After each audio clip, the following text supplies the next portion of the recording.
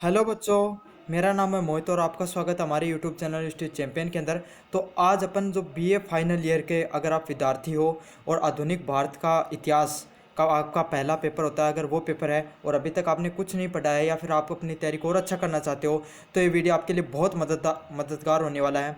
इस वीडियो के अंदर मैं आपको टॉप 30 क्वेश्चन करूंगा, जिसके अंदर लघुतरात्मक व अति लघुतरात्मक क्वेश्चन है। पहले तो मैं बता देता हूँ, ये 40 नंबर के आते हैं आपके एग्जाम के अंदर, दोनों के दोनों। तो अगर सिर्फ ये कर लोगे तो आप आराम से पास तो हो जाओगे। दूसरी बात, जो क्वेश्चन आते हैं लंबे वाले क्वेश्चन, तो इस वीडियो में जैसे कोई क्वेश्चन प्लासी का युद्ध के बारे में मैंने क्वेश्चन कराया, तो मैं आपको पूरा प्लासी का युद्ध उसके अंदर मैं पढ़ा दूंगा। लंबा थोड़ा वीडियो होने वाला है, आप पूरा वीडियो देखना। मैं आपको गारंटी देता हूँ, आप इस वीडियो को देखने के बाद में निराश नहीं होगे। बहुत अच्छा वीडियो। तो चलो शुरू करते हैं वीडियो। इससे पहले आप चैनल को सब्सक्राइब कर दीजिए और वीडियो को लाइक कर दीजिए। तो पहला नंबर जो क्वेश्चन है वो कौन सा है? बंग बंग आंदोलन क्या था? देखो, सबसे पहले मैं बता देता हूँ बंग बंग क्या है। देखो, बंगाल सर्वाधिक जो क्रांतिकारी थे वो भारत के अंदर बंगाल से निकल कर आ रहे थे।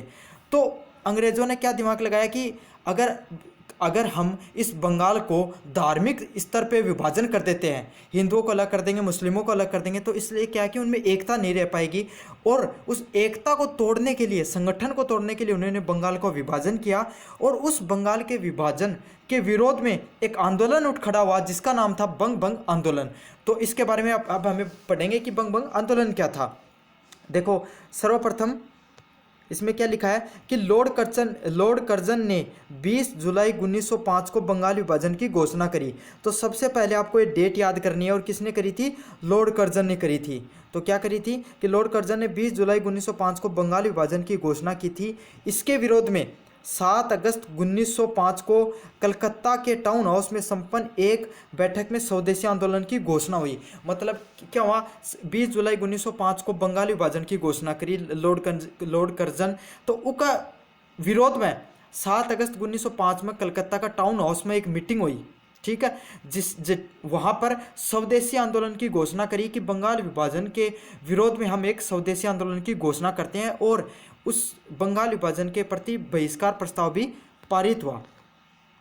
उको बंग बंग आंदोलन में के करनो थो 16 अक्टूबर 1905 को समूचे बंगाल में शोक दिवस के रूप में मनाया जाएगा। और उस स्वदेशी आंदोलन में क्या था कि 16 अक्टूबर 1905 को पूरे बंगाल के अंदर क्या मनाया जाएगा? शोक दिवस के रूप में मनाया जाएगा। तो इस स्वदेशी आंदोलन में उन्होंने क्या बताया था कि हम जो बंग बंग के जो बंगाल का विभाजन किया है, इसके विरोध में हम शोक दिवस के रूप में मनाएंगे 16 अक्टूबर को। स्वदेशी और बहिष्कार का प्रचार पूरे देश में करने का कार्य तिलक, लाला लाजपत राय व अरविंद घोष ने किया। तो जो स्वदेशी आंदोलन थो और ये जो बहिष्कार आंदोलन थो, इसको प्रचार करने के लिए बंगाल विभाजन के विरोध में, तो इसको कार्य जो पूरे देश में करने के लिए कौन करियो?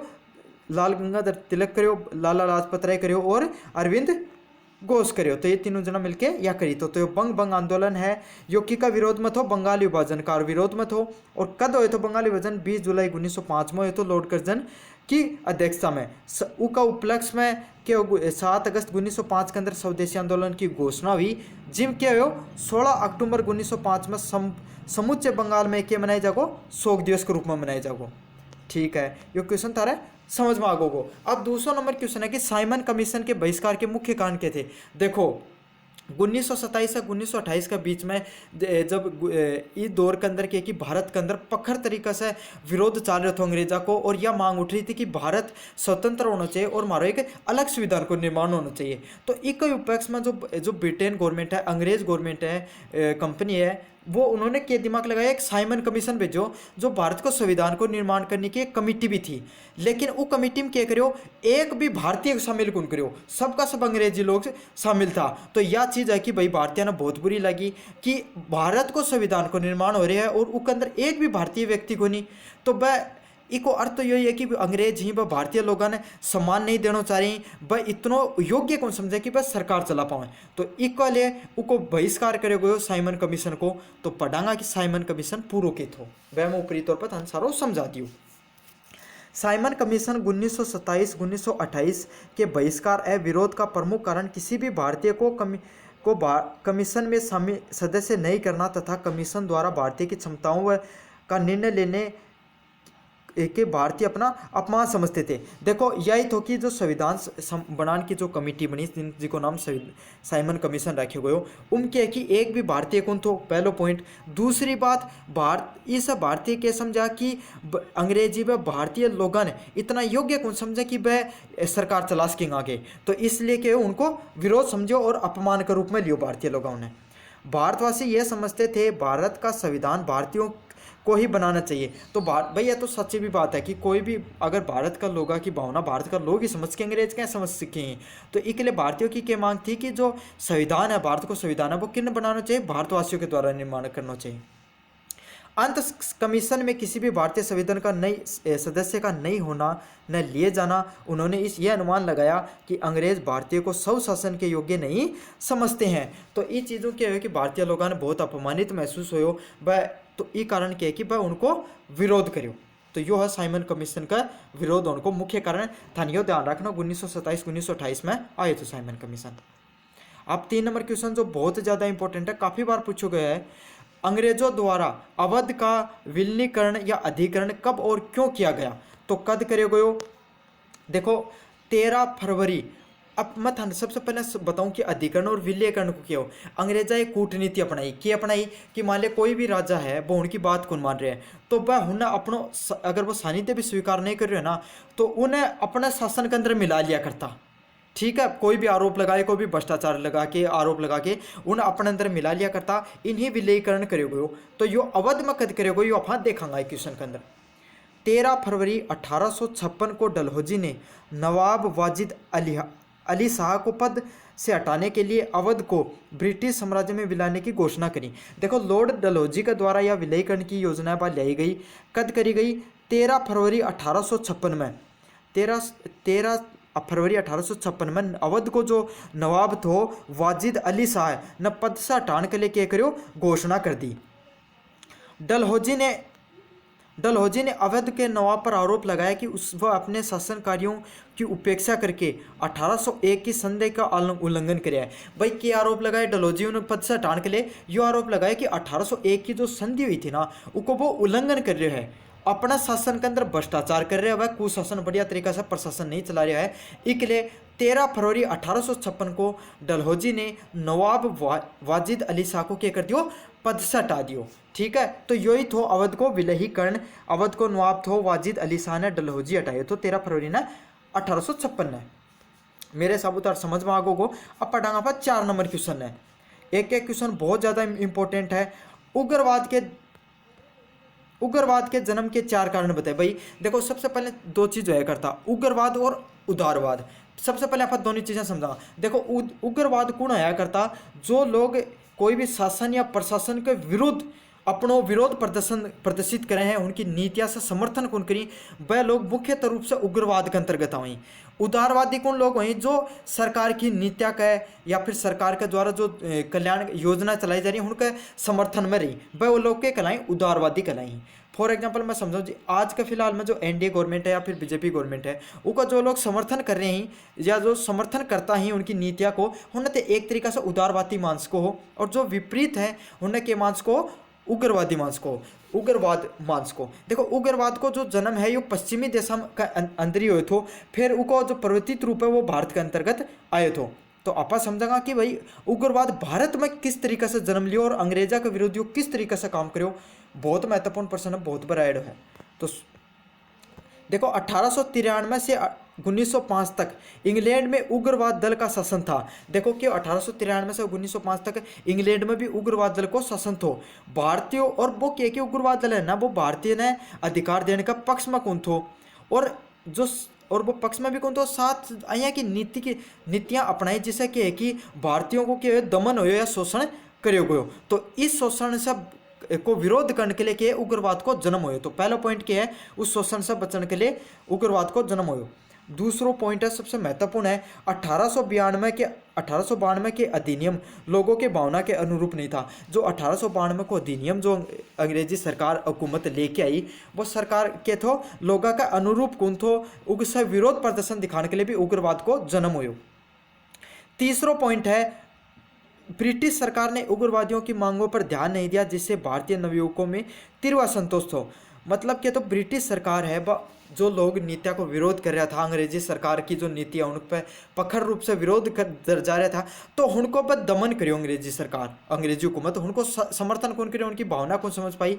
तो जो एक कारण भी एक जो भारतीय जो नवयुवक था, नयो खून तो जिनके अंदर जो आंदोलनकारी था उनके अंदर के असंतोष की भावनाएं और उग्रवाद को जन्म हुयो।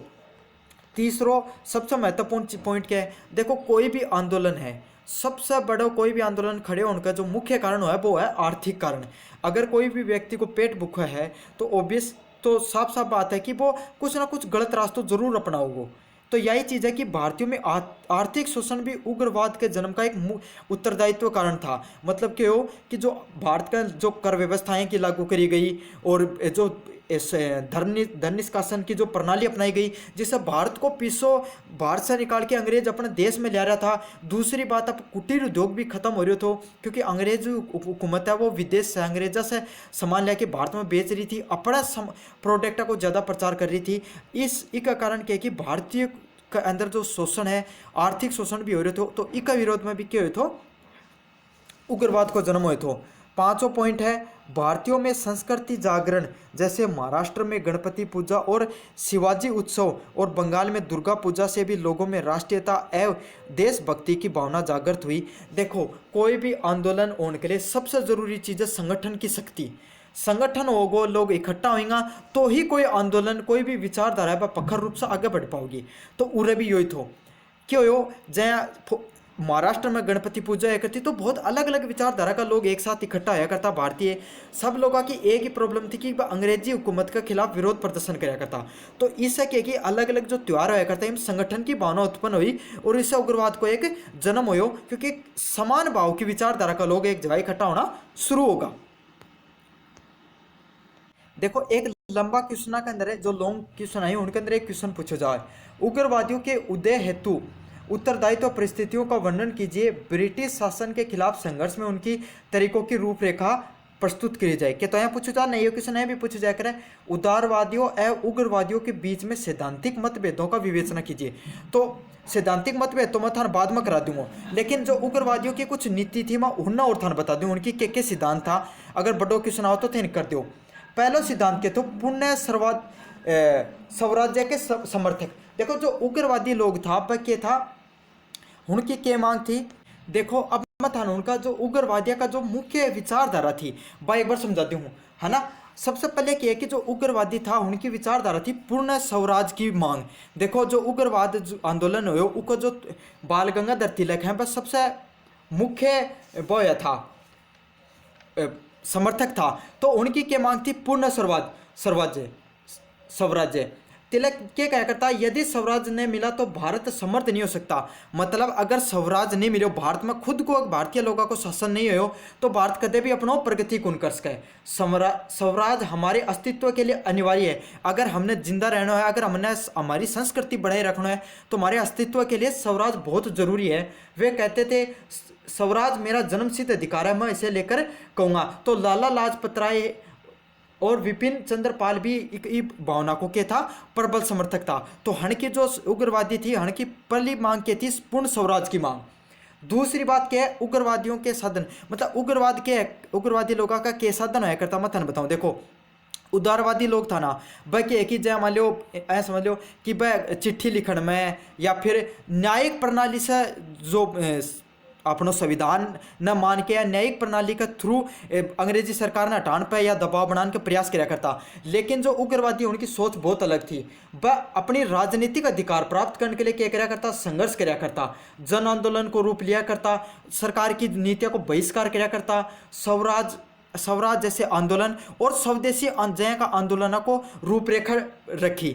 उनको एक ही अर्थ हो कि कहीं भी करके संघर्ष करके जन आंदोलन को रूप में लेके अपना स्वराज लेना है। तो उनका साधन क्या था, संघर्ष, जन आंदोलन, है ना, और राष्ट्रवादी जय का आंदोलन लिया करता। दूसरी बात है, वह जो अंग्रेजा के द्वारा पाश्चात्य शिक्षा लागू करी गई थी उसका क्या था, प्रखर विरोधी था। तीसरों के विचारधारा को फर्क। देखो उग्रवादी लोग था वह जो अंग्रेजा की बिल्कुल भी नीतियां का बिल्कुल भी समर्थक उन था, ना ही वह उन पर विश्वास करता, ना ही उनकी न्यायप्रियता पर उन्हें विश्वास हो। बस सीधो उनकी एक ही मांग है कि भारतीय लोगन भारत को शासन दिया जाए। ब्रिटिश सरकार पर दबाव डालकर राजनीतिक अधिकार प्राप्त करना चाहते थे। मतलब उनको एक ही अर्थ हो कि कहीं भी ब्रिटिश सरकार पर अपनो दबाव डाला और उन पर क्यों जाए अधिकार जमा लिया। वे ब्रिटिश शासन को भारत के लिए अभिशाप मानते थे। मतलब उनको यही मानना था कि अंग्रेज जब तक भारत में रहेगा तब तक भारतीय की कोई भी प्रगति को नहीं हो सके। उन्हें अंग्रेजों की न्यायप्रियता पर बिल्कुल भी विश्वास नहीं था। वह भारत पर क्या है कि विचारधारा पर बिल्कुल भी भरोसा को नहीं करता। चौथों के पॉइंट है भारतीय संस्कृति और सभ्यता के समर्थक। सबसे इंपॉर्टेंट चीज़ क्या है कि जो उग्रवादी लोग था, जो उग्रवादी होया करता, विचारधारा का लोग होया करता, ये पाश्चात्य संस्कृति का जो अंग्रेजा के द्वारा जो संस्कृति थी, रहन सहन थी, खान पानों को पखर विरोधी था और भारतीय संस्कृति का प्रबल समर्थक था। उदारवादी प्राचीन भारतीय सभ्यता और संस्कृति के प्रबल समर्थक थे। वे भारतीय सभ्यता और संस्कृति की सर्वश्रेष्ठता में विश्वास करते थे और वह देश को एक नव निर्माण करना चाहते थे। वेद गीता आदि को प्रेरणा ग्रहण करते थे। तिलक जी ने भारतवासियों में राष्ट्रवादी के प्रसार करने के लिए गणपति उत्सव व शिवाजी उत्सव का सहारा लिया। तो यह चीज़ याद रखनी है कि जो बाल गंगाधर तिलक है उनके द्वारा जो गणपति उत्सव है और शिवाजी उत्सव मनाए गए ताकि भारतीय के अंदर लोगों के अंदर जो पाश्चात्य संस्कृति का बजाय भारतीय संस्कृति की भावना बढ़े। ठीक है, अब जो उदारवादी और उग्रवादियों का जो सैद्धांतिक मतभेदा को विचार था ये तो थाना आगे बढ़ा दूंगा। एक छोटी सी चीज़ और बता दी हूँ कि उदारवादी जो उग्रवादी जो आंदोलन हुए उसके अंदर तिलकी के भूमिका रही। ये क्वेश्चन भी काफ़ी बार पूछा जाएगा। अब आप बढ़ाएंगे अगले नंबर क्वेश्चन पे। देखो 5 नंबर क्वेश्चन है वो क्या है, होम रूल व गृह शासन आंदोलन के थे। देखो मैं एक ऊपर थाने पर बता दूं पढ़ने से पहले। देखो जो भारतीय लोगों की क्या सोच थी कि भारतीय सरकार है तो हम भारतीय लोग ही ऊपर से लेके नीचे का प्रशासन लेके ऊपर तक प्रशासन तक प्रशासनिक व्यवस्था, राजनीतिक व्यवस्था, न्यायिक व्यवस्था और संसदीय व्यवस्था सब के अंदर भारतीय लोगों को ही अधिकार होना चाहिए, अंग्रेजों को कोई महत्व नहीं होना चाहिए। इस चीज़ का विरोध दर्शाने के लिए उन्होंने एक आंदोलन की रूपरेखा रखी और आंदोलन को क्या नाम था, होम रूल आंदोलन। ठीक है, जिन्हें गृह शासन आंदोलन के नाम से भी जाने जा है। होम रूल आंदोलन एक वैधानिक आंदोलन था जिसका उद्देश्य भारत के लिए स्वशासन प्राप्त करना था। मतलब इको अर्थ यो था कि भारतीय लोगों को ही शासन करना स्वशासन के अलावा है। तो यो आंदोलन को मुख्य उद्देश्य क्या था, स्वशासन था।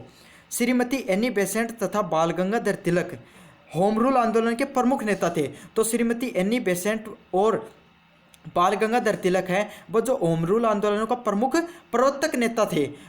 श्रीमती एनी बेसेंट के अनुसार होम रूल आंदोलन का उद्देश्य ग्रामीण परिषद से लेकर जिला बोर्ड, म्युनिसिपल बोर्ड, प्रांतीय व्यवस्थापालिकाएं, सभाएं तथा राष्ट्रीय संसद तक पूर्ण स्वशासन की स्थापना करना था। मतलब एनी बेसेंट को क्या मानना था, नीचे से नीचे लेके जा जिला बोर्ड ही, नगर पालिका बोर्ड है, प्रांतीय व्यवस्थापालिकाएं हैं, मतलब जहाँ भारत का विधायक पालिका है, संसद है, नगर, जितने भी ऊपर से लेके नगर पालिका से लेकर संसद तक हर जगह की को राज होना चाहिए, भारतीय लोगों को राज होना चाहिए, भारतीय लोगों को शासन होना चाहिए। इस आंदोलन में बड़ी संख्या में भारतीयों ने भाग लिया। 1917 में यह आंदोलन अपनी चरम सीमा पर पहुंचा। तो यो जो आंदोलन है यो कद सब अपनी चरम सीमा पर पहुंचो, 1917 में पहुंचो और भारतीय लोगों को इसके प्रति बहुत अच्छा समर्थन था। अब बढ़ांगा पर 6 नंबर क्वेश्चन की तरफ। पंचशील के सिद्धांतों की अवधारणा के बारे में लिखे।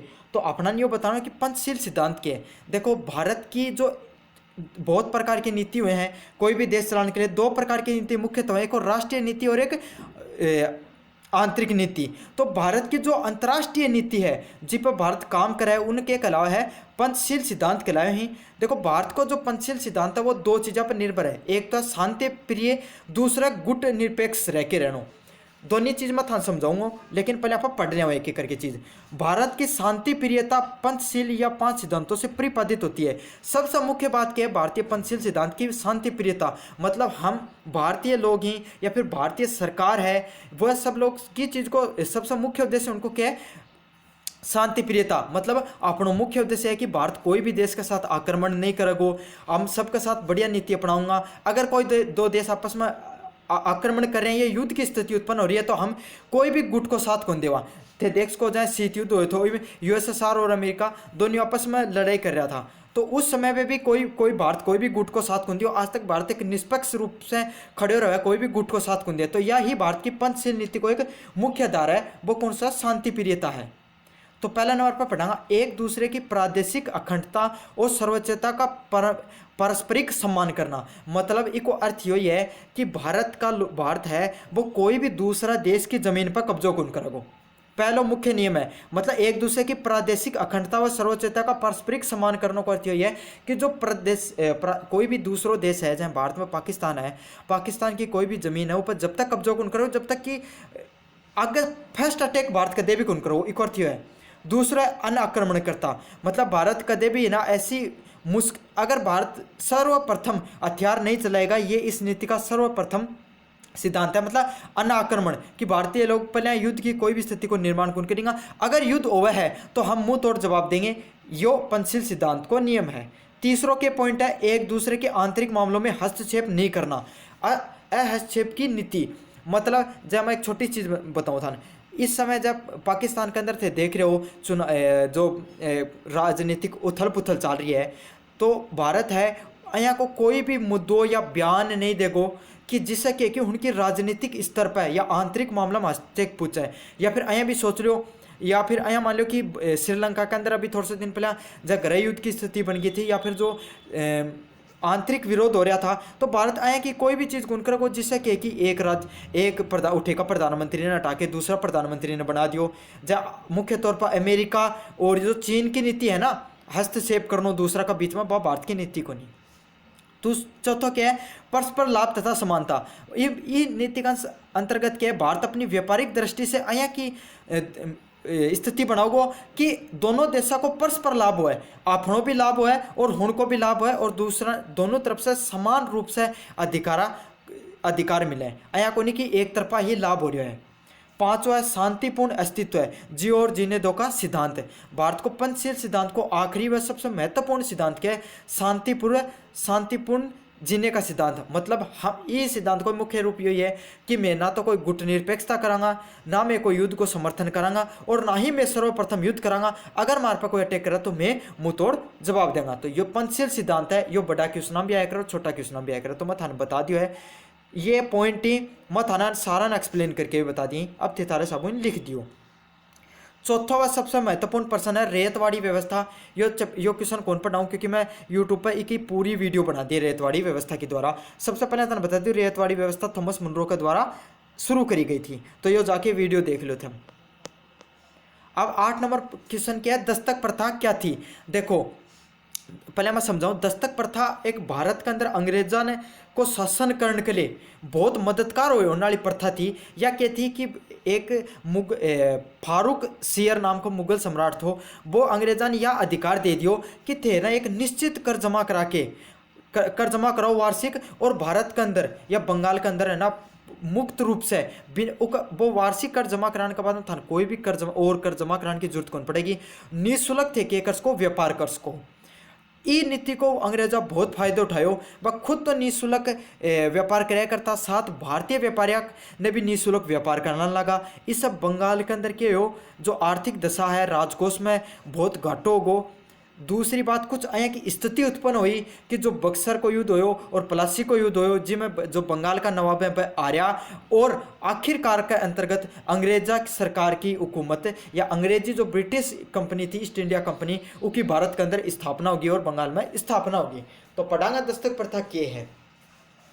1717 ईस्वी में मुगल सम्राट फारूक सैयर ने अंग्रेजी कंपनी को 3000 रुपये वार्षिक के बदले बंगाल, बिहार, उड़ीसा में बिना कर दिए व्यापार करने का अधिकार दे दियो। देखो थान सबसे इंपॉर्टेंट चीज़ तो क्या याद करनी है, एक तो नाम याद करना है फारूक सैयर। तो फारूक सैयर क्या करो, अया नियम बना दियो कि भाई 3000 रुपया दे दियो, माने अंग्रेजा ने कहो 3000 रुपया वार्षिक दे दियो, उसका बदले बंगाल, बिहार और उड़ीसा मैं बिना कर दिए व्यापार कर सको। देखो सबसे महत्वपूर्ण चीज़ यह है, भारत के अंदर एक समय जो कोलकाता पोर्ट था वो ही सबसे बड़ो पोर्ट होया करतो, सबसे ज़्यादा व्यापार ही बंगाल का थ्रू होया करतो।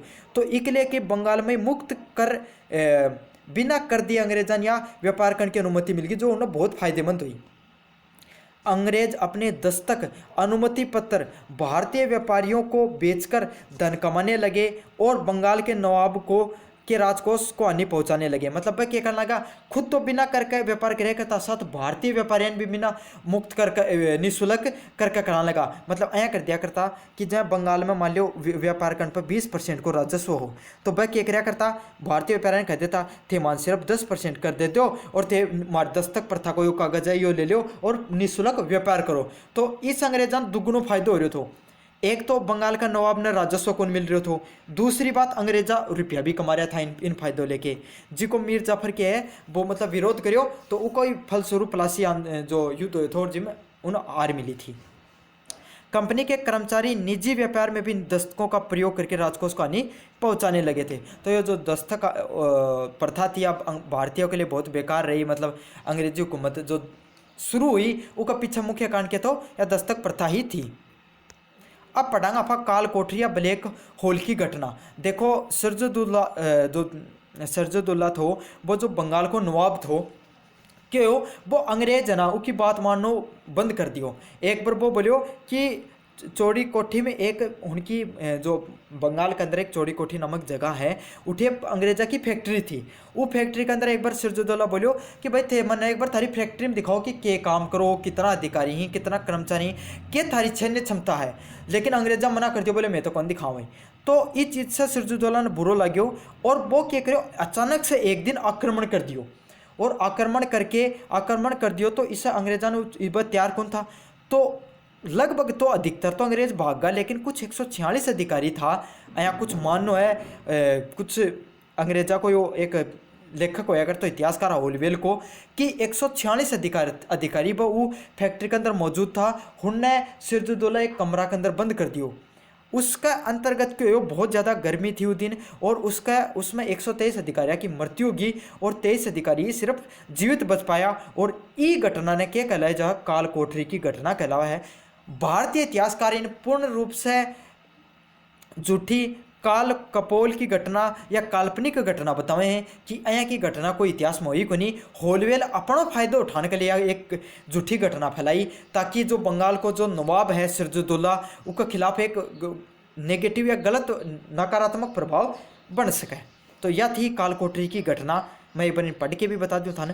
होलवेल ने अपनी डायरी में लिखा कि 1756 की रात्रि को बंगाल के नवाब सिराजुद्दौला के आदेश से 146 अंग्रेज बंदियों को एक चौड़ी कोठरी में बंद कर दिया गया था। भीषण गर्मी के कारण उनमें से 23 मर गए तथा केवल 23 व्यक्ति जीवित रह पाए। इसे काल कोठरी के घटना के नाम से जाना जाता है। अधिकांश इतिहासकार इसे काल्पनिक घटना मानते हैं। तो सबसे आप पढ़ांगा 10 नंबर क्वेश्चन की तरफ कि प्लासी के युद्ध का क्या महत्व था। देखो प्लासी को युद्ध भारत के अंदर बहुत महत्वपूर्ण युद्ध हो। ब्रिटिश कंपनी को भारत के अंदर राज जमाने के अंदर देखो सर्वप्रथम जो युद्ध हुए थे जो प्लासी को युद्ध हुए थे जिम के हुए थे। प्लासी का युद्ध में ही अंग्रेजा जो विजय प्राप्त हुई थी और उसमें ही जो ब्रिटिश कंपनी है उन्हें अधिकार मिला था। तो पढ़ांगा राजनीतिक दृष्टि से प्लासी का युद्ध महत्वपूर्ण स्थान है। इस युद्ध ने अंग्रेजों की प्रतिष्ठा को उच्च शिखर पर पहुंचा दिया। देखो ब्रिटिश कंपनी क्या करी थी, सर्वप्रथम कोई भी भारतीय के खिलाफ सैन्य अभियान चलाए थे, वो भी बंगाल का नवाब के खिलाफ, क्योंकि बंगाल एक बहुत बड़ी सत्ता हुआ करती उस टाइम पे और ना सिर्फ अभियान चलाए बल्कि विजय भी प्राप्त करी। विजय प्राप्त करना सके कि पूरा भारत के अंदर एक प्रभावशाली प्रतिष्ठा बन गई अंग्रेजा की कि यह तो एक बहुत तगड़ी कंपनी है जो बंगाल का नवाब ने हटा दी। ठीक है, सबसे धनी प्रांत बंगाल अंग्रेजों के अधिकार में आ गया। तो इससे क्या हो, जो सबसे धनी जो प्रांत हो जो वो बंगाल का अधिकार में आ गो। बंगाल के शासन की सत्ता वास्तविक रूप में अंग्रेजों के हाथ में आ गई और जो बंगाल की जो सत्ता है बाकी की ई का थ्रू क्या होगी, अंग्रेजा का हाथ में आ गई। और अंग्रेज क्या करता, जिन चाहे करता ना उन्हीं नवाब बनाया करता, कुछ पैसा लिया करता, उन्हें कह देता कि भाई मैं तने इतनो नजरानो लेगा, इतनो टैक्स लेगा, इसका बदला मैं थने नवाब बना देंगा। जो आदमी उन्हें पसंद आया करता ना उन्हें नवाब बनाया करता, उसका बदला धन लिया करता। तो क्या है कि वास्तविक रूप में सत्ता की काथा मांगी, अंग्रेजा का हाथ मांगी। इस युद्ध विजय प्राप्त करने के कारण देशी रियासतों शासकों की शक्ति का अंत करने में आत्मविश्वास अंग्रेजों में स्थापित होगो। साथ के साथ क्या चीज़ हो कि अंग्रेजों ने यह चीज़ को भी विश्वास होगो कि मैं जो भारतीय शासका पर राज कर सका, एक कॉन्फिडेंस आगो एक जीत का कारण। प्लासी के युद्ध में अंग्रेजों की जीत के पश्चात मीर जाफर को बंगाल का नवाब बनाया गया। कि प्लासी के युद्ध में बाद में किन बनाया गया? मीर जाफर ने बनाया गया, सिराजुद्दौला ने हटाकर। मीर जाफर एकदम, और देखो मीर जाफर है वो सिराजुद्दौला को बोई थो बहनोई थो। वो युद्ध में क्या कि सिराजुद्दौला को साथ कुंदी हो, क्योंकि वो अपने बेटा ने उठे शासक बनाना चाहो थो। और वो और इतना योग्य शासक भी कौन थो अया कि वो इतनो पिसो अंग्रेजान दियो। एक टाइम अया कहो कि उसने अपना बर्तन गहना जेवरात बेच के अंग्रेजान अपनी कर चुकाना पड़ो। तो यो थो प्लासी का युद्ध का महत्व। अब आप पढ़ांगा प्लासी को युद्ध क्या हो कि महत्वपूर्ण प्रश्न है। प्लासी का युद्ध के बारे में संपूर्ण स्थान प्लासी को युद्ध पढ़ा मोटा मोटा पॉइंट बता देसी ताकि थे पॉइंट लिखा होगा। और ये क्वेश्चन भी महत्वपूर्ण है। देखो जो प्लासी का युद्ध है इन क्वेश्चन क्या पूछा जाए, मैं पहले ये बताऊं। बंगाल में ब्रिटिश साम्राज्य की स्थापना का वर्णन कीजिए तथा इसके प्रभाव की विवेचना कीजिए। एक तरीको यो है। एक और क्या पूछा जाएगा, प्लासी का युद्ध का वर्णन कीजिए तो थे कर ही दोगा, लेकिन घुमा के पूछा जाना बता रहा हूँ। बंगाल में ब्रिटिश शासन की स्थापना किस प्रकार हुई वह इसके क्या परिणाम हुए ये बताइए। तो यो होगो प्लासी का। अगर यहाँ क्वेश्चन होगा तो इसको मतलब है था प्लासी का युद्ध के बारे में लिखना है। प्लासी को युद्ध थे समझो। देखो 1751 में बंगाल को नवाब कौन थो? अलीवर्दी खान थो। कद थो? 1751 में कौन थो? अलीवर्दी खान थो। देखो जो अलीवर्दी खान थो ये बहुत योग्य शासक हो, लेकिन क्यों यो बहुत राजनीतिक रूप हो। इन ये बात को बेरो अगर अंग्रेजा अफा अपना उरे अगर थोड़ा सा भी स्थान दे दियो तो ये अपने ऊपर राज कर लेगा। लेकिन 1756 में अलीवर्दी खान की क्योंकि मृत्यु जब है, और वो मृत्यु होने का कारण क्या कि पूरा बंगाल बिहार और उड़ीसा के अंदर क्या हो जाए एक संघर्ष उत्पन्न हो जाए, क्योंकि उसकी सत्ता कौन लेगो इको संघर्ष उत्पन्न हो जाए। और जब उसका बाद में क्या कि अंत में 1757 में सिराजुद्दौला के बनाया जाओ है बंगाल को नवाब बना है। सिराजुद्दौला भी एक योग्य शासक थो, ठीक है, लेकिन कुछ कमियां के कारण क्यों कि वो प्लासी को युद्ध हार गया है। जो मीर जाफर है जो को बहनोई है वो को साथ खुंदे युद्ध के अंदर, और ये कारण प्लासी को युद्ध में हार जाए। क्योंकि जो मीर जाफर ने अंग्रेज हैं कि भाई मैं तन बंगाल को नवाब को बनान को लालच दे दी, ये कारण वो उनको साथ खुंदे। तो कुछ पहले तो समझाऊंगा प्लासी युद्ध का कारण क्यों या। सबसे पहले क्या कारण थो? राजनीतिक कारण। राजनीतिक कारण में क्या थो? जो भाई अलीवर्दी खां की बड़ी बेटी थी घसीटा बेगम, वह अपना बेटा ने मुरादुल्ला ने गद्दी पर बैठाने की पक्ष में थी। साथ के साथ को बहनों मीर जाफर है ना, मीर जाफर वो खुद भी के बनना चाहो बंगाल को नवाब बनाना चाहो इकले। और मीर जाफर इकले जो कुछ मीर जाफर और या जो घसीटा बेगम है ये दोनों मिलके है ना अंग्रेजा का साथ मिलके जो सिराजुद्दौला है उसका खिलाफ क्या षड्यंत्र रचने लगा कि कहीं भी माने मौका मिला और मैं सिराजुद्दौला ने हटा दिया। दूसरी बात यह है नवाब द्वारा अंग्रेजों पर संदेह, मतलब सिराजुद्दौला है ना, सिराजुद्दौला हमेशा अंग्रेजा पर संदेह कराया करतो। क्योंकि अलीवर्दी खान जब मरियो ना, जब वो एक चीज़ समझा के गए सिराजुद्दौला खान ने कि अगर अंग्रेजान तो थोड़ी सी भी अगर सहायता कर दी, अगर अंग्रेजान तो थोड़ा सा भी पग जमान के अगर अधिकार दे दिया तो ये पूर्ण रूप से तेरा सत्ता न खा जाएगा। तो हमेशा की हमेशा जो नवाब है सिराजुद्दौला खान वो अंग्रेजा पर संदेह कराया करतो। तीसरों के कारण तो अंग्रेजों का व्यवहार, मतलब जो अंग्रेज है ना अंग्रेज वह बंगाल को नवाब जो सिराजुद्दौला उसका प्रति कति भी बढ़िया व्यवहार कौन किया करता। एक बार नवाब ने कहो कि कसीम बाजार में फैक्ट्री दिखाने ले जाओ, तो जो नवाब है वो अंग्रेजान बोलो कि भाई कसीम बाजार के अंदर जो थारी फैक्ट्री है वो मन ले दिखाने ले जाओ, तो अंग्रेजों ने मना कर दियो। अंग्रेज है ना नवाब ने ना तो नजराना दिया करता ना कोई आर्थिक सहायता दिया करता, बल्कि उसका खिलाफ के षड्यंत्र भी रचा करता। तो जो अंग्रेजा को जो व्यवहार है वो भी बढ़िया कौन थो, ये कारण भी प्लासी को युद्ध को कारण बनो। चौथो पॉइंट व्यापारिक झगड़ा। देखो जय मैं थाने बतायो कि अंग्रेजन दस्तक प्रथा के अंतर्गत निःशुल्क व्यापार करने को अधिकार प्राप्त हो बिहार उड़ीसा और बंगाल के अंदर। ये कोई फायदा उठा के क्या करने लगा था कि भारतीय व्यापारियों भी साथ देने लगा था। इससे क्या कि आर्थिक राजकोष में भी घाटा हो रहे थे। तो यो भी मुख्य कारण थो अंग्रेजा को युद्ध को। चौथी जो घटना हुई थी वह काल कोठरी की घटना हुई थी, जो मैं थाने पहले पढ़ा दी है। लास्ट में अंतिम जो सबसे महत्वपूर्ण घटना हुई वह क्या हुई थी, एक लॉर्ड क्लाइव ने के यह बताई कि भाई अली नगर की जो संधि है उनको वो क्या है कि लॉर्ड क्लाइव के द्वारा यह बात बताई गई कि जो अली नगर की जो संधि है उसको उल्लंघन करे हो नवाब।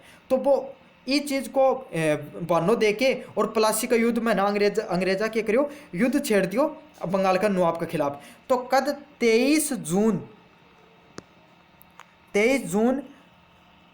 1757 को लॉर्ड क्लाइव ने नवाब के खिलाफ पूर्व युद्ध का मैदान में उतर गो। लेकिन मीर जाफर है वो सिरजुद्दौला को साथ कुन दियो और इका कारण क्या होगो, सिरजुद्दौला है ना वो मैदान से भाग गो और मीर जाफर को जो बेटो है मरीन वो सिरजुद्दौला ने पकड़ के मार दियो। और आखिरकार के अंदर क्या हो, जो अंग्रेज जो मीर जाफर ने अंग्रेजा मीर जाफर ने बंगाल को नवाब बना दिया। तो 23 जून 1757 को प्लासी के युद्ध में बंगाल के नवाब सिरजुद्दौला की हार होती है। ये प्रमुख कारण रहा और उसका परिणाम क्या क्या ये मत ने पढ़ा दिया। तो प्लासी को युद्ध भी पढ़ा दिया, उग्रवाद भी पढ़ा दिया, दोनों क्वेश्चन जो इंपॉर्टेंट है वह दोनों पढ़ा दिए।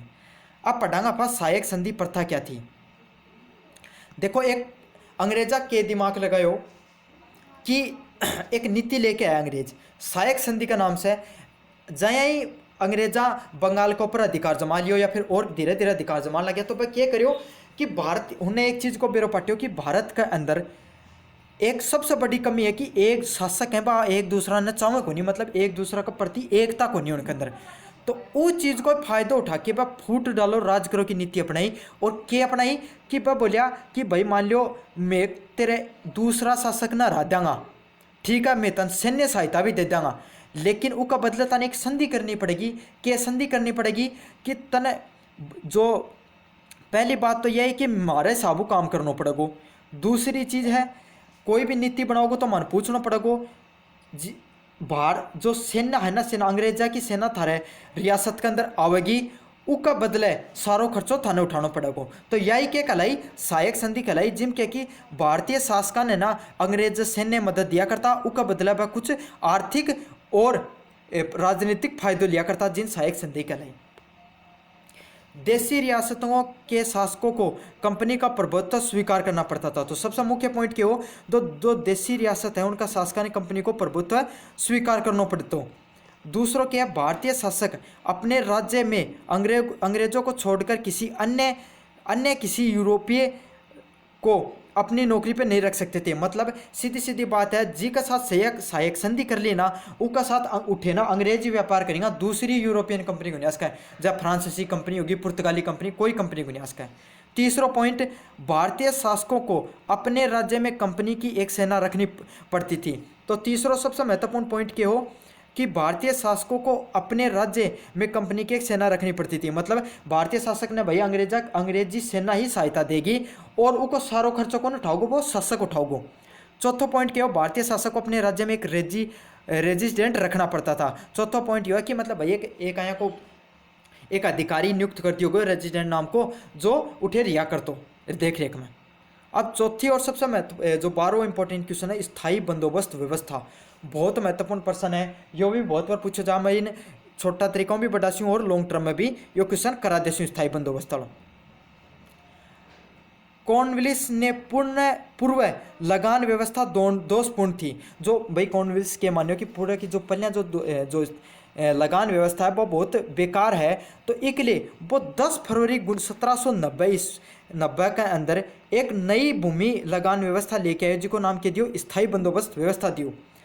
कंपनी के संचालकों से स्वीकृति मिलने के बाद कॉर्नवालिस ने 22 मार्च 1793 को इस व्यवस्था को स्थायी रूप से लागू किया।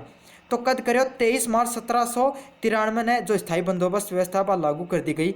इसे जमींदारों को भूमि को वास्तविक स्वामी मान्य गया।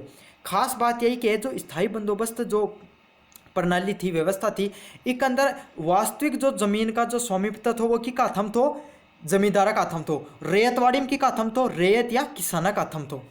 उससे लिया जाने वाला लगान पद पर निर्धारण कर दिए गए थे और जो कितो लगान लिया जागो ये जमींदारा ने बता दिए गए थे। तो मैं थान पढ़ाऊंगा कि स्थायी बंदोबस्त की पूरी व्यवस्था।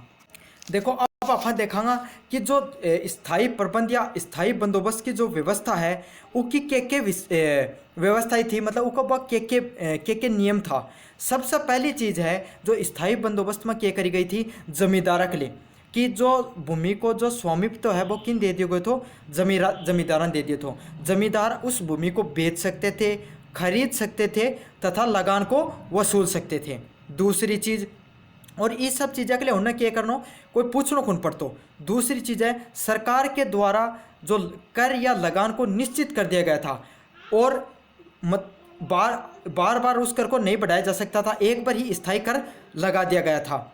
तीसरा पॉइंट, कोई भी जमींदार उस जमीन का तब तक भू स्वामित्व रहता था जब तक वह सरकार को या अंग्रेजों को कर देता रहता था। जब भी उसने कर देना बंद कर दिया उसका भू स्वामित्व चला जाता था। चौथा पॉइंट कि जमींदारों को स्थायी बंदोबस्त के कर के अलावा और कोई कर देने की जरूरत नहीं थी।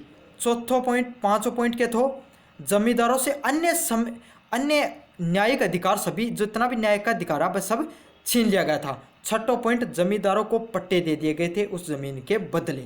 तो यह स्थायी प्रबंध से रिलेटेड ये पॉइंट ही सबसे पहले क्या है, जमींदारान या जो यह व्यवस्थाएं थे जमींदार व्यवस्था भी बोल सको, सारा नियम जमींदारा के लिए बनाया गया था। क्योंकि जो लॉर्ड कॉर्नवालिस जो को बनाने वाला था वो खुद भी इंग्लैंड के अंदर जमींदार हो, तो वो होने के लिए फायदा के लिए यह चीज़ बनाई थी। क्या नियम था वो, सबसे पहले कि जमींदारा ने भूमि को स्वामित्व दे दियो, बर लगान वसूल से कहा, बेच की जमीन ने खरीद सकी, उन्हें न्यायिक अधिकार के अलावा सारा अधिकार दे दिया गया था। अब एक जो स्थायी बंदोबस्त जो व्यवस्था थी वो के विशेषता के थी। देखो इन सबसे पहली विशेषता यह थी कि एक तो जो कर है ना वो निश्चित होगो, पहले जो व्यवस्था थी बार बार जो कर है ना वो बदलो जाया करतो। इससे क्या है कि जो जमींदारान भी और किसानों पर बहुत भार पड़ रहे थे, तो जो इससे फिक्स चीज़ थी बाकी स्थायी बंदोबस्त या स्थायी कर लागू हो तो। तीसरों के है इस चीज़ में तीन ही चीज़ होया करती, पहली सरकार अंग्रेजी हुकूमत, दूसरा जमींदार, तीसरा किसान।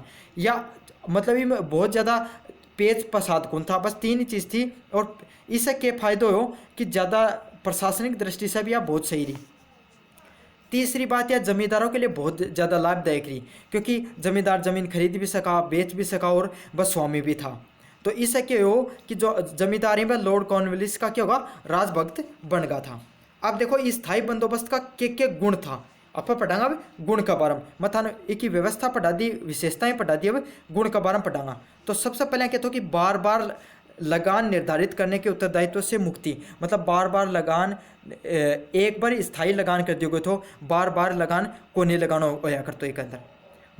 दूसरा पॉइंट क्या है, कंपनी के आय में वृद्धि। जय स्थायी बंदोबस्त जो प्रणाली पर लागू करी गई तो 1765 के अंदर अंग्रेजी हुकूमत की जो आय है वह लगभग कितनी होगी, दुगुनी होगी थी।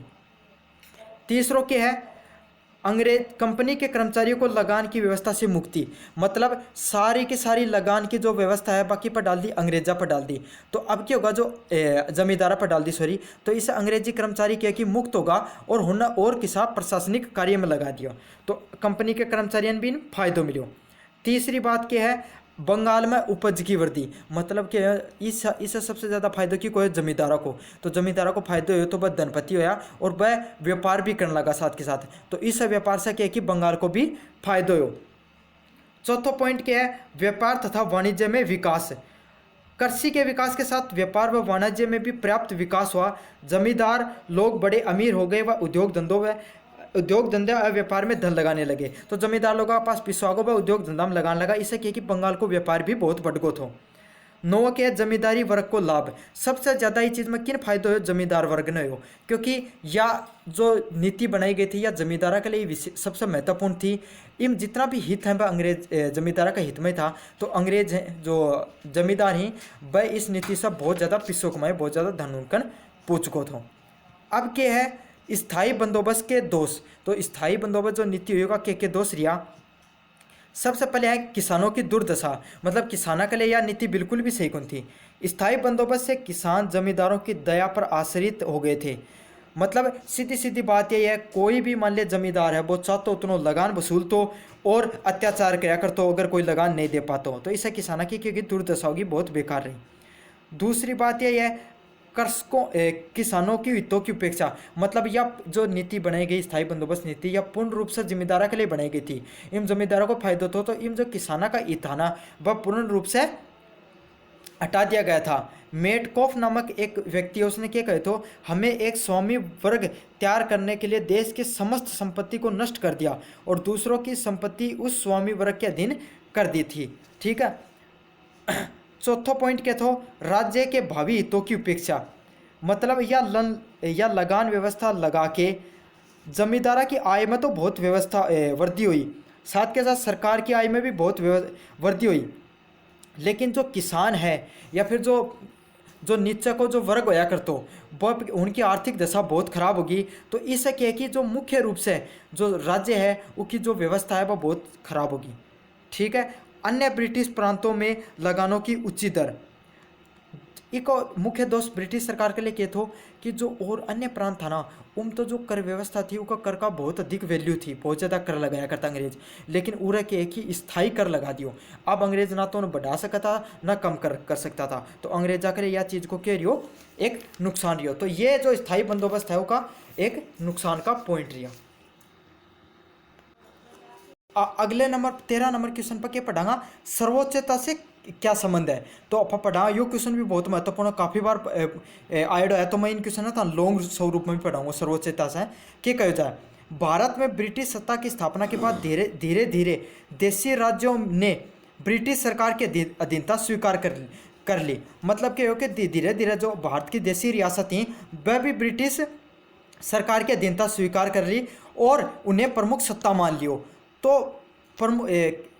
अब देशी राज्य केवल उसी शर्त का प्रयोग कर सकते थे जो उन्हें ब्रिटिश सरकार कहती थी। मतलब सीधी सीधी बात यही है कि जो भारतीय रियासत थी वह भी अंग्रेजी हुकूमत का अधीनता में आ गई और जो अंग्रेज कहा करता उसके अनुसार उन्हें काम कराया करता। राजनीति में सर्वोच्च सत्ता किसे कहा गया है, इसका अर्थ है शक्ति का नियंत्रण तथा अपनी शक्ति दूसरी बड़ी शक्ति को स्थापित कर देना। मतलब यह है कि एक छोटी शक्ति दूसरी शक्ति बड़ी शक्ति का अधीनता के अंदर आ जाए, उन्हीं के कहा जाए सर्वोच्चता कहा जाए। सर्वोच्चता को क्वेश्चन और धन निष्कासन को क्वेश्चन दोनों महत्वपूर्ण है, तो मैं लॉन्ग प्रारूप में कराऊँ। देखो कि जय 1857 की क्रांति हुई तो इस अंग्रेजा ने एक सीख मिली, वह क्या सीख मिली कि भारत की जो रियासत थी उनकी सत्ता और ताकत ने वह पहली बार पहुँचाने हो, तो उन्हें वह यह दिमाग लगायो कि हन पर अफा अब नियंत्रण करने की जरूरत है। तो वह नियंत्रण करने के लिए उन पर कंट्रोल करने के लिए क्या नीति अपनाई, सर्वोच्चता की नीति अपनाई। मतलब उन्हें आया कहो कि अब जो जितनी भी देशी रियासत थी या जितनी भी रियासत थी थे हमारी सत्ता स्वीकार करो, मतलब थे हमारा अधीनता में हो, मैं थारी सत्ता कौन छीनागा, मैं थान अधिकार देंगा, पद देंगा, सम्मान देंगा, सब चीज़ देंगा, लेकिन थे हमारे खिलाफ विरोध मत करो।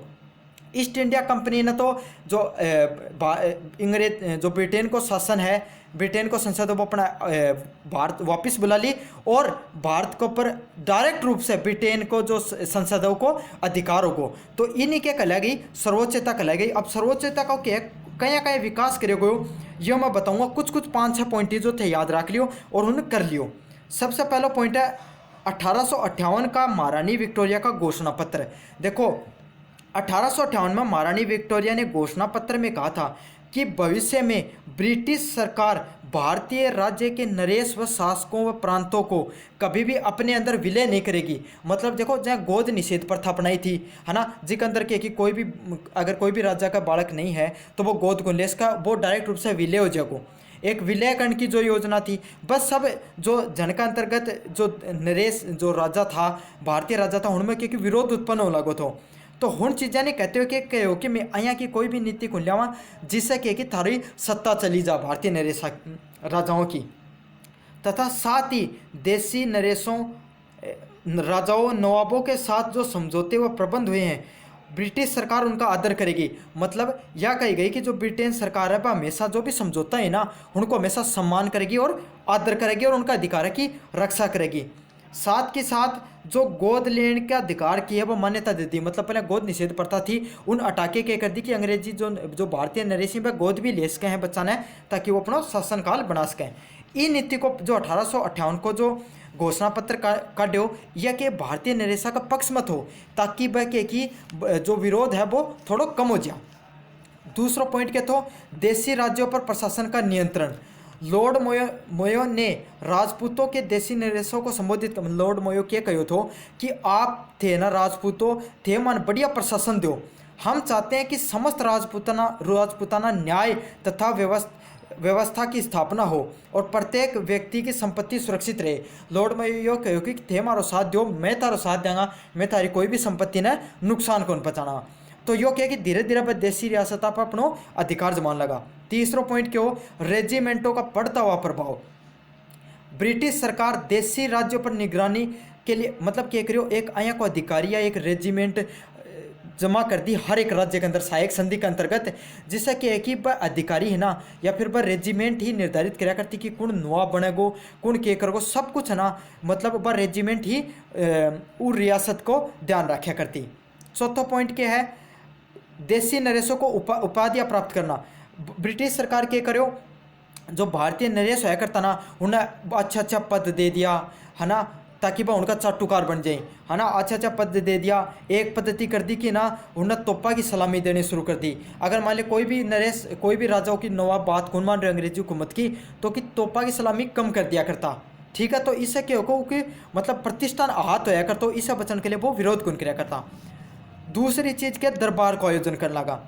ब्रिटिश ताज की सर्वोच्चता प्रदर्शित करने के लिए अन्य बार दरबार का आयोजन करेगो, जैसे सुनो दिल्ली दरबार का आयोजन करेगो, तो वही दरबार को आयोजन करेगो। कद करेगो 1877 के अंदर लॉर्ड लिटिन ने दिल्ली दरबार बनाया, जो सबसे विशाल दरबार के रूप में आयोजन करेगो। इनके भारतीय नरेशन भारतीय जो नवाब है उन्हें भी शामिल कराया, जिससे क्या है करतो उन्हें अया लग गया करतो कि भाई अंग्रेज जनब अपने प्रति बढ़िया ही अपना व्यवहार बढ़िया है, उन्हें प्राण प्रतिष्ठा दिया करता। तो इकले भी तथा अब अपन लास्ट पॉइंट पढ़ांगा कि देशी सीमावर्ती राज्यों पर नियंत्रण। ब्रिटिश सरकार ने सीमावर्ती राज्यों पर अधिक नियंत्रण किए। सीमावर्ती एक कि जो सीमा आया करती ना उसका आसपास का जितना भी राज्य है करता ना ऊपर अंग्रेजी सरकार ज़्यादा ध्यान दिया करती। कटे 1886 में कश्मीर राज्य पर ब्रिटिश सरकार ने नियंत्रण बढ़ाना शुरू कर दिया। कद 1886 के अंदर सबसे ज़्यादा ध्यान क्या पर दियो, कश्मीर को पर दियो। तथा 1889 में कश्मीर ने महाराजा प्रताप सिंह को पदस्थित करके कश्मीर पर ब्रिटिश का प्रभाव बढ़ाया और इसी तरीके से सिक्किम व भूटान पर भी नियंत्रण बढ़ाया। तो ये कुछ सर्वोच्चता धारण करने का क्या था अंग्रेजी सरकार का तरीका था। समझ में आयोग ये क्वेश्चन भी बहुत महत्वपूर्ण है, काफ़ी बार पूछे जा चुके हैं। अब पढ़ांगा 14 नंबर क्वेश्चन की तरफ। धन निष्कासन के विभिन्न साधनों विधियों के बारे में बताइए। देखो धन निष्कासन के अंग्रेजी सरकार है ना, देखो धन निष्कासन का अर्थ क्या होया करता, अंग्रेज है ना भारत से पिसो ले जाया करता और इंग्लैंड भेज दिया करता, कई तरीकों में भेजा करता। सबसे पहले तो कुछ तो वह पिसो भेजा करता, कुछ सामान भेजा करता। जब भारत के अंदर कॉटन बढ़िया बन रहा है तो वो भेज दिया करता निःशुल्क, मसाला बढ़िया बन रहे हैं तो वह भेज दिया करता। इससे क्या है कि भारत की जो संपत्ति है वह विदेश में तो जाया करती, लेकिन उसका बदला भारत में कुछ को नहीं आया करता। समझ रहे हो, तो इस समझ कि खजानो खाली होते जा रहे हो लगातार तरीकों और कुछ आ रहे को नहीं थे को बदला। तो भारतीय लोगों की तो आर्थिक दशा होती गई खराब और अंग्रेज जो होता गया संपन्न। तो इन ही धन निष्कासन कहलायो। अब के तरीकाओं करे वो पढ़ांगा, यो लंबो क्वेश्चन भी बनाया वो भी थाने बताऊंगा कि धन निष्कासन का के साधन है। धन निष्कासन से तात्पर्य उस धन से है जो भारत से इंग्लैंड भेजा जाता था परंतु उसके बदले कुछ नहीं प्राप्त होता था। मतलब भाई बात है जो इंग्लैंड भेज दिया और उसको बदले कुछ को मिलो। धन मुद्रा तथा वस्तुओं के रूप में बाहर जाता था। दो तरीकों जाया करता, तो एक तो मुद्रा के रूप में पिसा के रूप में और दूसरा वस्तुओं के रूप में। जैसे बता दियो कि कॉटन भेज दियो, मसाला भेज दिया, सोनो भेज दियो, ये सब चीज़ भेज दिया करता। यह धन धातु मुद्रा के रूप में कम तथा वस्तुओं के रूप में व्यापार अधिक होता था। देखो पिसो को तो मान लियो एक चीज़ है $50 ही है ना, तो $50 की तो फिक्स वैल्यू है। लेकिन सोचो तो $50 को अगर भारत में कॉटन भेजो जा रही है तो वो विदेश में जाके अंग्रेज उन $100 को भेजा करता। तो इससे क्या कि दुगुना नुकसान होया करता भारत को। एक तो चीज़ चल जाया करती, कुछ पिसो भी कमाया करता और अंग्रेजों से मुनाफा भी कमाया करता। यह धन अंग्रेज अधिकारियों द्वारा समस्त बचत इंग्लैंड भेजने, रेलवे लाइनों के निर्माण आदि रूप में किया गया। तो यह था धन निष्कासन की मतलब धन निष्कासन का बारे में। देखो दादा भाई नौरोजी धन निष्कासन के बारे में एक बहुत बढ़िया बात कही थी। क्या लिखो कि धन निष्कासन दो प्रकार से होता है। प्रथम, यूरोपीय अधिकारियों द्वारा अपनी बचत को इंग्लैंड भेजना, मतलब सबसे प्रथम क्या है, इंग्लैंड का अधिकारियों को अपनी बचत ने इंग्लैंड में भेजे हैं अधिकारी। और द्वितीय, निष्कासित उन यूरोप वासियों द्वारा जो स्वयं ब्रिटिश शासन तंत्र के अधिकारी नहीं थे, धन भारत से के बाहर भेजने से होता था। मतलब दूसरों कण के द्वारा जो भारत में रहता भी कोई नहीं तो भी उड़े से सामान ले जाके कोठे बाहर ने बेचा करता, वो दूसरों यो तरीको थो। यह निष्कासन भारत की अपनी पूंजी निर्माण से वंचित करता था। और एक कारण क्या कि भारत के अपनी कोई पूंजी को निर्माण को नहीं हो, और एक कारण क्या कि भारत का अंदर बहुत ज़्यादा नुकसान हो। अब देखो धन निष्कासन का क्या साधन था। सबसे पहले तो अंग्रेजी कंपनी की लूट।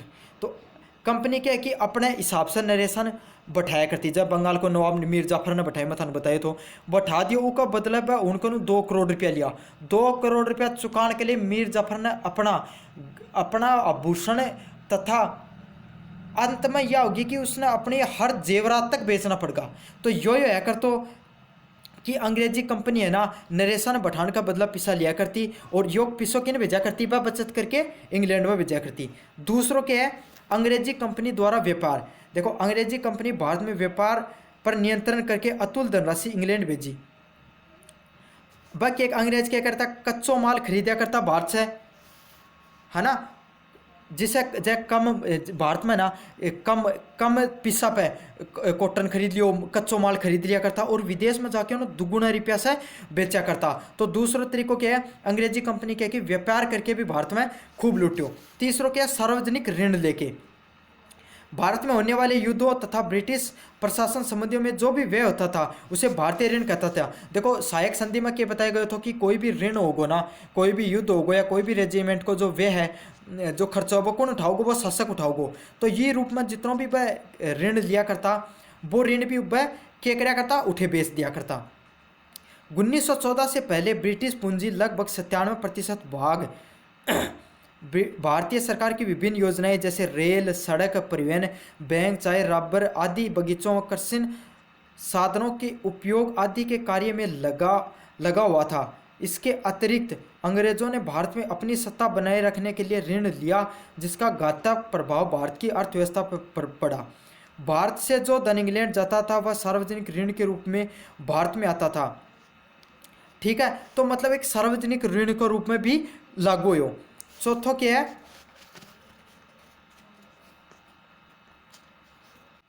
और आखिर में क्या सबसे अधिक क्या करो, रेल निर्माण में। आपा कहा कि अंग्रेजा रेल निर्माण करो, लेकिन रेल निर्माण भी भारत के लिए कितनी बेकार प्रणाली रही भी मैं थाने बता दूं।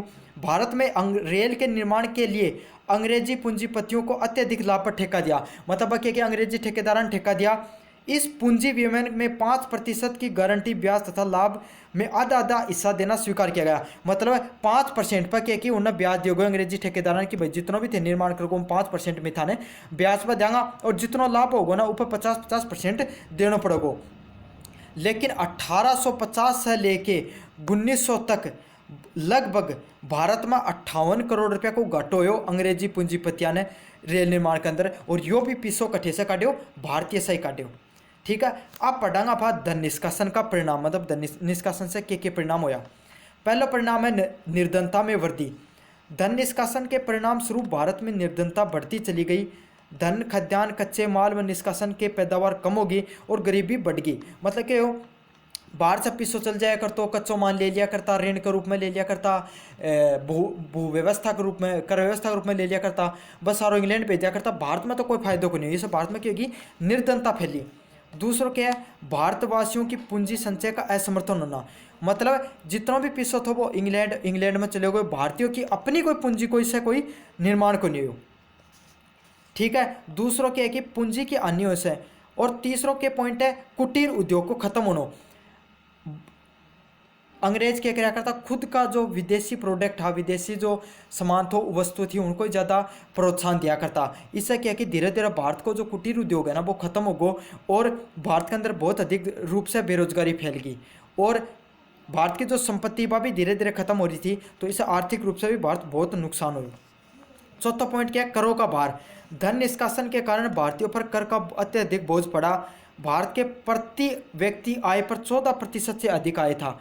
मतलब एक व्यक्ति पर प्रति व्यक्ति पर जितना रुपया कमाया करता ना, उतना अंग्रेज ऊपर 14% कर लिया करता, जबकि इंग्लैंड में 7% था। और इंग्लैंड में यो कर कितना था, सिर्फ 7% था। तो भारत में कितना दुगुना लिया करता। इसके अतिरिक्त एक निर्धन व्यक्ति को कम आय वाले व्यक्ति से इन करों को चुकाने के लिए अधिक ऋण देना पड़ता हो, और साथ के साथ क्या करता हो, गरीब व्यक्ति ने ज़्यादा कर देना पड़ा करता हो।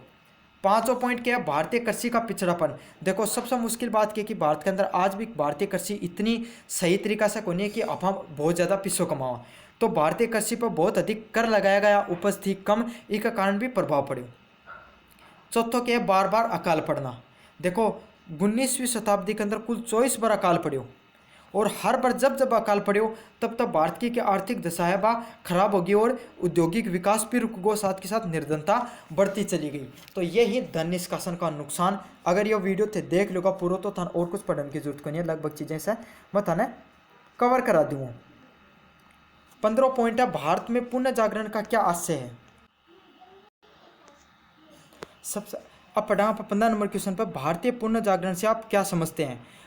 19वीं शताब्दी के आरंभ में भारतवासियों अनेक प्रकार की रूढ़ियों, अंधविश्वासों, पाखंडों व आडंबरों से शिकार बना हुआ था। तो 19वीं शताब्दी के अंदर अपनान भी रहा कि भारत में के अंदर बहुत सी सारी रूढ़ी या अंधविश्वास ये सब चल रहा था। पश्चिमी ज्ञान से जवलत प्रकाश से उनकी आंखें खुली। मतलब एक पश्चिमी जो सिद्धांत आया उससे थोड़ी बहुत आँख खुली, उनकी हीनता तथा शोचनीय दशा का अनुभव हुआ, सुधारों की आवश्यकता अनुभव हुई। तो इसी भारतीय समाज के अंदर धर्म परिवर्तनों के लिए जन चेतनाओं का उदय हुआ तथा इसे भारतीय पुनः जागरण के नाम से जाना जाता। सीधी सीधी बात यही है कि भारत का हिंदू धर्म के अंदर या कोई भी धर्म हो वो के अंदर बहुत ज़्यादा अखंड पाखंडवाद, क्रमवाद, कर्मकांड, अंधविश्वास था। जय पश्चात शिक्षा आई तो को एक जरूर फायदा हो कि ये कर्मकांड ही, ये पाखंड ही, आडंबर ही, ये सब थोड़ा कम होया, उनमें सुधार होया, और इससे थोड़ा धर्म के अंदर सुधार हुए ने भारतीय पुनः जागरण को कहा जावा है। अब मैं थाने एक छोटी चीज़ बता दूं, हमारे द्वारा यूनिवर्सिटी चैंपियन क्लासेज के द्वारा एक ब्रह्मास्त्र बेंच लॉन्च किया गया है, जो बीए सेकेंड ईयर व बीए फाइनल ईयर का जो भी विद्यार्थी हैं उनका सिर्फ 499 रुपया में वीडियो लेक्चर, गेस्ट पेपर व क्लास नोट्स प्रोवाइड कराए जाएंगे।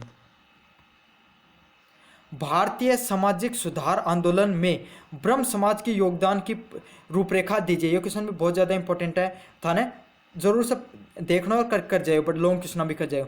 1828 ईस्वी में राजा मोहन राय ने ब्रह्म समाज की स्थापना करी। तो कद करी 1828 में ब्रह्म समाज की स्थापना के द्वारा करी गई, राजा राम मोहन राय के द्वारा करी गई।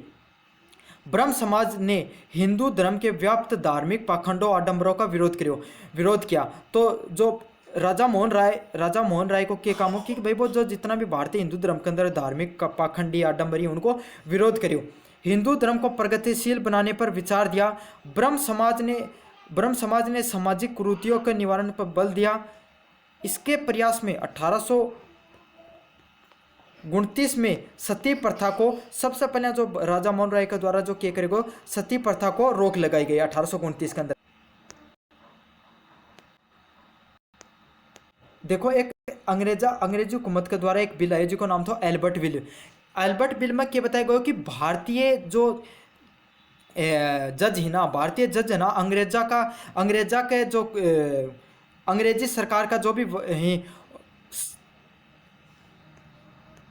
अंग्रेजी अपराधी या यूरोपियन अपराधियों पर क्या कर सके हैं, मुकदमा की सुनवाई कर सके हैं। लेकिन जो अंग्रेज जो भारत के अंदर रह रहा था ना, वह इस बिल को बहुत ज़्यादा विरोध करे, क्योंकि उन्हें बेरोध हो अगर भारतीय अपने जो ये सब सजा सुनवाई करने लग जाएगा तो अपने ऊपर क्या करेंगे, कार्रवाई करने लग जाएगा। तो इसका विरोध में उन्होंने क्या करो, अंग्रेजा को विरोध प्रदर्शन करो। इस विवश में होकर लॉर्ड रिपन ने एल्बर्ट बिल पर क्या करना पड़े, संशोधन करना पड़े। और इसके बाद में पहले तो मतलब अंग्रेजा को विरोध करो, लेकिन संशोधन होने के बाद भारतीय भी को पर क्या होगो, विरोध करो और असंतोष प्रकट करो। तो इनके कहलाया जाए एल्बर्ट बिल विवाद कहलाया जाए। अब पढ़ांगा 18 नंबर क्वेश्चन की तरफ। उदारवादियों की नीतियों का विवरण दीजिए। तो उदारवादियों की क्या नीति थी या बताऊंगा। देखो उदारवादी वह करता जो सरकार की नीतियों को समर्थन कराया करता।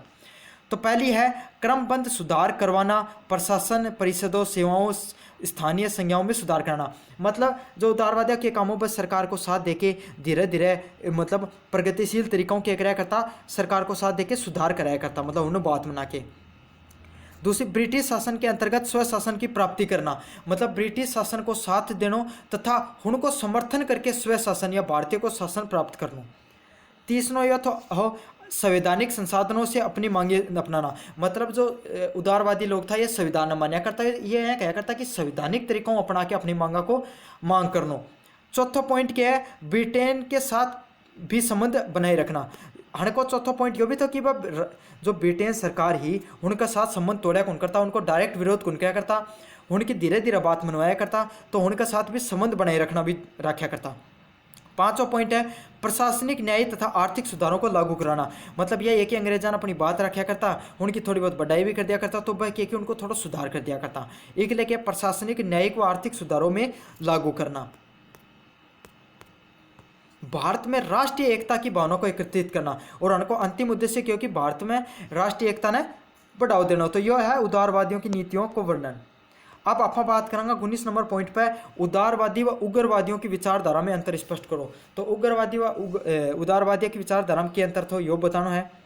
उदारवादी ब्रिटिश शासन में को भारत के लिए लाभदायक मानते थे, वे ब्रिटिश शासन को अनिश्चित काल तक बनाए रखना चाहते थे, परंतु उग्रवादी ब्रिटिश शासन को भारत में अभिशाप मानते थे तथा ब्रिटिश शासन का अंत चाहते थे। सीधी सीधी सबसे मोटी विचारधारा यही थी कि उदारवादी ब्रिटिश सरकार को साथ दिया करता, वह ब्रिटिश सरकार की या ब्रिटिश हुकूमत को समर्थन कराया करता, वह उसे उनकी विचारधारा से समर्थित था, वह चाहा करता कि ब्रिटिश सरकार ही बनी रहे, लेकिन उदारवादी विरोध कराया करता, वह कौन चाहा करता कि भारत में ब्रिटिश सरकार बनी रहे। दूसरा पॉइंट क्या, उदारवादी अंग्रेजों की ईमानदारी पर विश्वास करते थे तथा ब्रिटिश शासन के प्रति राजभक्त था। उदारवादी सीधी बात अंग्रेजा की चाटुकारिता कराया करता, और उग्रवादी आबा कह उनको विरोध कराया करता, बस बात यही है। 20 नंबर पॉइंट क्वेश्चन, उदारवादियों की ये तो करा दियो। लखनऊ समझौता क्या था? सबसे महत्वपूर्ण प्रश्न काफी बार पूछा गया कि लखनऊ समझौता क्या था। तो देखो लखनऊ समझौतों कनका बीच में सबसे पहले तो ये समझना है, ये समझौतों कांग्रेस और मुस्लिम लीग का मध्यम हो, मतलब इस समझौता को मुख्य उद्देश्य क्या था, हिंदू और मुस्लिमा की एकता लाना। कांग्रेस की ज़रूरत यह थी कि मुस्लिम लीग को समर्थन प्राप्त करके मुस्लिम जो समुदाय है उनको भी समर्थन प्राप्त हो जगो, और कांग्रेस चाहती थी कि जो मुस्लिम लीग है बस स्वराज को क्या करें, मांग को समर्थन करें। साथ मुस्लिम लीग की मांग थी कि वह चाह रहा था कि मुस्लिम जो समुदाय है उन्हें क्या निर्वाचन में अधिकार में मांग निर्वाचन करने को अधिकार मिले। तो दोनों लोगों की जो यह मांग थी हण का परस्पर साथ देने के लिए एक समझौता है जिसको नाम कहते हो लखनऊ समझौता। तो 1916 के अंदर कांग्रेस और मुस्लिम लीग में लखनऊ में एक समझौता हुआ जिसे लखनऊ समझौता कहते हैं। तो 1916 के अंदर कांग्रेस व मुस्लिम लीग के बीच में समझौता है जिन लखनऊ समझौता कहें। इस समझौता के अनुसार मुस्लिम लीग ने स्वराज की मांग का समर्थन किया और कांग्रेस ने मुस्लिम लीग के पृथक निर्वाचन की मांग स्वीकार करी। मतलब मुस्लिम लीग क्या करी, स्वराज की मांग को समर्थन करो, और जो मुस्लिम लीग है वो कांग्रेस की क्या करी, निर्वाचन को मांग स्वीकार करो। लखनऊ समझौते से हिंदू मुस्लिम एकता को एक अच्छा प्रयास माना गया। इसे कह के हिंदू मुस्लिम एकता बढ़ी। यदि आलोचकों ने इसे हिंदू मुस्लिम एकता की कोमत माना, मतलब जो भाई आलोचक था उनको यह मानो कि इसे हिंदू मुस्लिम एकता बढ़ी थी। अब 22 नंबर क्वेश्चन बढ़ाऊंगा कि रोलेट एक्ट क्या था। देखो 1919 के अंदर भारतीय सरकार ने केंद्रीय विधानमंडल में 2 विधेयक पारित किए जिन्हें रोलेट एक्ट कहा जाता है। मतलब 1919 के अंदर भारतीय सरकार के केंद्रीय मंत्रिमंडल के अंदर जो 2 विधेयक पारित हुआ है उनके कहे जा है रोलेट एक्ट कहे जा है। 1819 को रोलेट एक्ट पास कर दिया गया। इस एक्ट के अनुसार किसी भी व्यक्ति को संदेह मात्र पर भी बंदी बनाया जा सकता है और बिना मुकदमा चलाए उसे अनिश्चित काल तक जेल में रखा जा सकता है। सीधी सीधी बात यह है कि अंग्रेजी हुकूमत भारतीय क्रांतिकारियों ने दमन करने के लिए एक अया को नियम लेके आई जिसको नाम रोलेट एक्ट थो। 1919 में यह लागू करो गयो, जिसके अंतर्गत के हो कि अपराध चाहे सिद्ध नहीं हो, चाहे कोई भी XYZ कोई भी आदमी अगर जाके मुकदमा लिखा दियो तो वो व्यक्ति ने गिरफ्तार कर लिया जा सका है। दूसरी बात, उन जेल में अनिश्चित काल तक जेल में रखा जा सका है बिना कोई कारण बताए। दूसरी बात है उसकी वकील क्रांतिकारी की या कोई भी व्यक्ति की वकील उसकी पैरवी करे बिना उन सजा सुनाई जा सका है। तो इन दलील वकील और अपील का अधिकार नहीं था। समझ में आ गई। दलील मतलब थे या दलील कुन कसको कि भाई मन क्यों गिरफ्तार करेगो।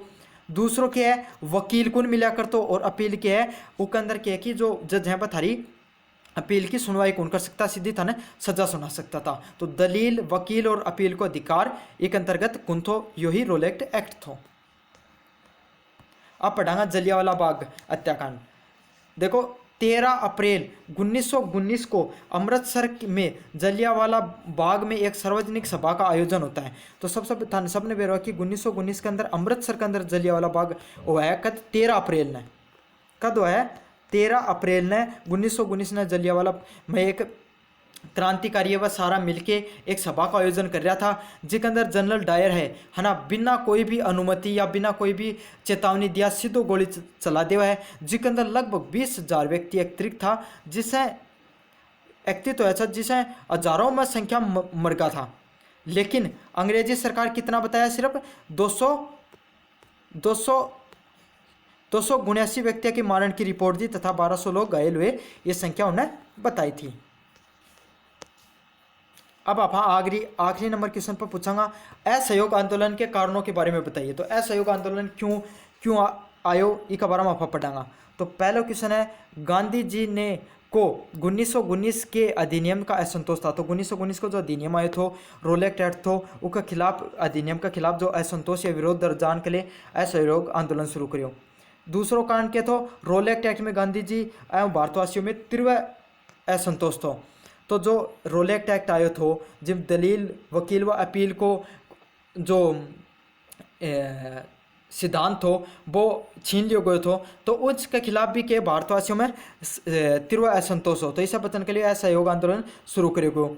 जलियांवाला बाग हत्याकांड में गांधी जी को प्रबल आघात पूछा था। मतलब जलियांवाला बाग हत्याकांड हो ना, यो भी एक मुख्य कारण शुरू हो कि असहयोग आंदोलन शुरू हो। चौथो क्या है, खिलाफत आंदोलन का समर्थन किया। गांधी जी की कौन सा आंदोलन को समर्थन किया? तो खिलाफत आंदोलन को, जो मुस्लिम लीग द्वारा शुरू किए गए थे। पांचवा पॉइंट है भारत की आर्थिक स्थिति बहुत खराब हो गई थी। मतलब भारत के अंदर अंग्रेजा की जो धन निष्कासन की प्रणाली अपनाई या इससे क्या कि भारत की आर्थिक स्थिति बहुत खराब हो गई थी।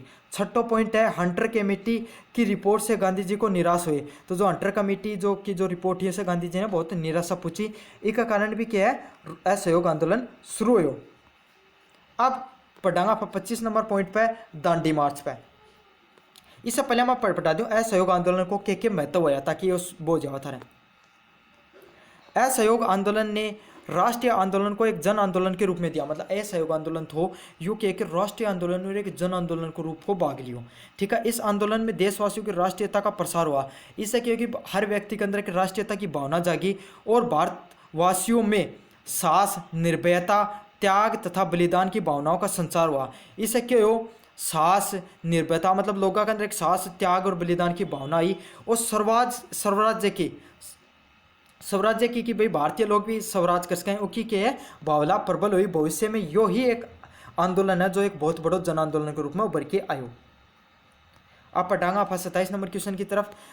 आज़ाद हिंद फौज के बारे में आप क्या जानते हो? तो सन 1942 ईस्वी में टोक्यो के कैप्टन मोहन सिंह के नेतृत्व में आज़ाद हिंद फौज की स्थापना करी गई। तो किसके नेतृत्व में करी गई थी? कैप्टन मोहन सिंह के नेतृत्व में आज़ाद हिंद फौज की स्थापना करी गई थी।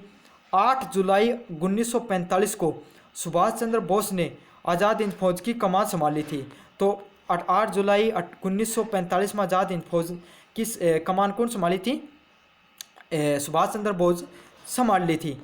और 21 अक्टूबर 1943 को सुभाष चंद्र बोस ने आज़ाद हिंद फौज को स्थायी रूप से स्थापना करी। कद स्थापना करी गई थी? 21 अक्टूबर 1943 ने सुभाष चंद्र बोस के द्वारा आज़ाद हिंद फौज की वास्तविक स्थापना हुई थी। आज़ाद ने अंडमान निकोबार पर अधिकार भी कर लियो थो, बर्मा, कोहिमा तथा मणिपुर पे अधिकार कर लिया था। तो कठे करियो थो, अंडमान निकोबार पे, बर्मा पे तथा मणिपुर पे कर लियो थो। चलो आज के लिए इतना ही प्रश्न, धन्यवाद।